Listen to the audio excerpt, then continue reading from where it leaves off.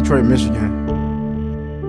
I was committed to Michigan. Things started to go downhill. A lot of people were decommitting, and I felt like I didn't want to be a part of the rebuilding process. And I felt at home coming here to Ohio State. Made a decision to come here. I grew up in LaGrange, Texas. I wanted to go play football for University of Texas. Coach Alford came and he recruited me. Before he even came down, he didn't know how big I was, so I had to stand in front of a door so he could see how wide I was and how tall I was. I think he's about 5'9" and 214-ish. I'm like 5'10" and 215, around the same. When Zeke was here, it was his show. In 2016, Mike was the tailback, and he was the sole lone tailback.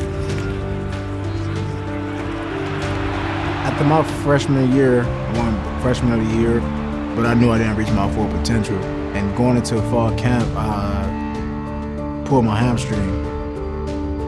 When he had his injury, we had to play somebody, right? I mean, someone's gonna play. Well, that somebody happened to be J.K. Dobbins, and that somebody happened to be doing exceptionally well. There's the quickness and the moves of the freshman, J.K. Dobbins.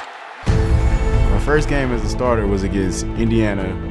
It was like something you couldn't dream of. It was surreal. J.K. Dobbins was a star in his first college game. I ran for 181 yards. That night I broke the freshman debut rushing record. It was Maurice Claret that held it, so it was pretty cool. I didn't get healthy towards the end of the year. I felt like I had a lot of things more to do, to prove and to show people. It kind of forced me to come back another year.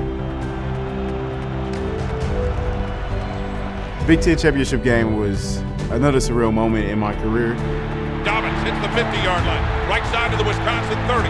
Dobbins to the 20 on the right sideline. Dobbins to the 10. I ended up winning the MVP of that game. J.K. Dobbins as your Big Ten championship game MVP. I've got two guys that I truly believe that can play in any situation. Short yardage, goal line, third down, first and second down. It doesn't matter. They're every down guys, I believe.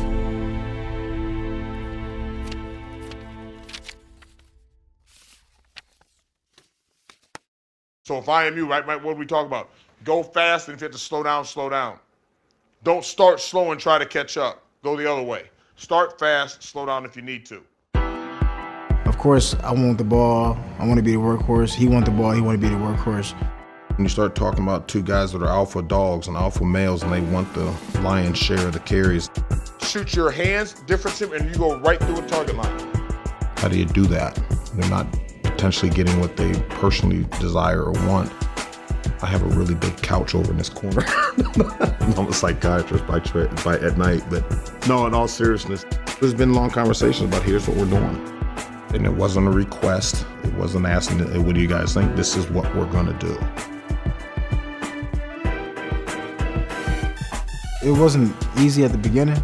You learn that it's a team sport. You become unselfish with people you love, you know, like it's your brother. If you want a certain behavior, you model that behavior. Got it. Good. You get what you demand. You get what you stress. Good fit, JK. Good fit, JK. We both compete. I push him, he pushes me. We've been that way ever since I got back from my injury. We bring the best out of each other.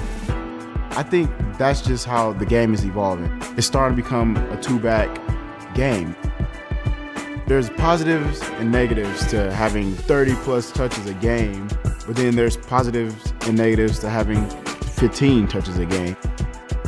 This two-back system works because of us. It starts with me and Mike.